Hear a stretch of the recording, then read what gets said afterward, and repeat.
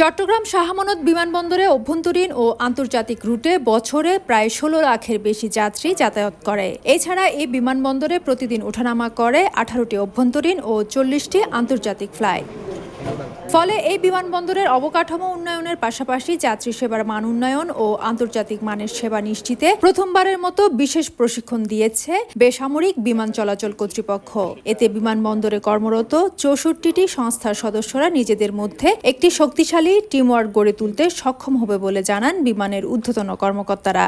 নির্দিষ্ট ইন্টারভেল পরে পরে এই ধরনের কোর্স আমরা এখানে চালু করব। সুযোগ সুবিধা আমরা কিছু কিছু বাড়িয়েছি, আরো কিছু কাজ বাকি সেটা আমরা করব।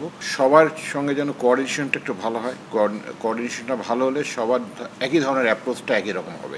এই কোর্সে সাধারণত যাত্রী ব্যবস্থাপনা, টিকিট প্রদান, লাগেজ হ্যান্ডেলিং, নিরাপত্তা পরীক্ষার মতো বিষয়গুলো অন্তর্ভুক্ত থাকায় যাত্রী হয়রানি বন্ধে এটি গুরুত্বপূর্ণ ভূমিকা রাখবে বলে জানান সংশ্লিষ্টরা। প্যাসেঞ্জারদের সেফটি এবং সিকিউরিটি এনশিওর করবার জন্য যে টিম ওয়ার্ক, এই টিম ওয়ার্কের জন্য এই ট্রেনিং গুরুত্বপূর্ণ ভূমিকা পালন করবে এবং এই টিম ওয়ার্কের মাধ্যমে প্রত্যেক প্যাসেঞ্জারকে তার সর্বোচ্চ সার্ভিসটি আমরা প্রদান করতে সক্ষম হব।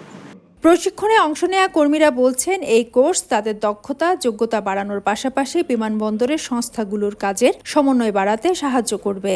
ট্রেনিং থেকে যা যা শিখেছি সেটা আমরা আগামীতে আমরা যাত্রী সেবার মান উন্নয়নের জন্য আমরা অ্যাপ্লাই করতে পারবো। নির্দিষ্ট কিছু টিপস দেওয়া হয়েছে, সেই টিপসগুলো আমরা সকল সংস্থার মধ্যে আমাদের কোঅর্ডিনেশন বৃদ্ধি করবে।